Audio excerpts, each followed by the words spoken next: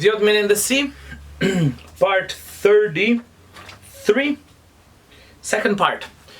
You can't imagine what a relief I felt when I was able to turn off the camera before the camera stopped.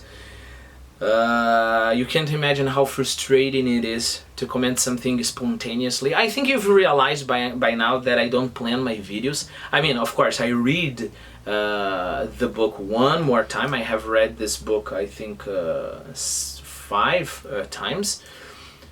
No, 3 times, and then I reread it to present to the class, and then read it again in front of the camera, so it's the 5th time. But this is all the preparation I do. I worry about vocabulary, I prepare Quizlet lists and things like that. But I never plan, I don't have like a schedule, right? I don't have points I'm going to work with. So those things come naturally, you know, like the talk I had about Old Boy. And you can't imagine how frustrating it is when, you know, things just flow and, you know, they're right there in the correct place, even though it's digression, but they came naturally, and then the battery is over, you lose your video, and then you have to do all over again. And when you're doing it for the 2nd time, you think, should I include the things I said in the last video?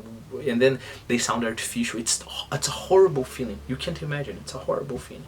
So that's why, you know, in the last seconds of the video, I was like, Jesus, Jesus, it's going to be over, the battery is going to end. But luckily, the video is there. I mean, hopefully, because I haven't checked. So, let's continue. I'm tireder than I have ever been, he thought. And now the trade wind is rising. But that will be good to take him in with. I need that badly. I'll rest on the next turn as he goes out, he said. I feel much better. Then in 2 or 3 turns more, I will have him. His straw hat was far on the back of his head, and he sank down into the bow with the pull of the line as he felt the fish turn. You work now, fish, he thought.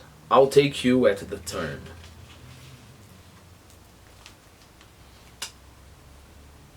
The sea had risen considerably, but it was a fair weather breeze and he had to have it to get home. I'll just steer south and west, he said. A man is never lost at sea, and it is a long island. Of course, he's talking about Cuba, right? Talking about Cuba.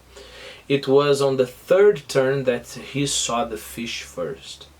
He saw him first as a dark shadow that took so long to pass under the boat that he could not believe its length. No, he said, he can't be that big.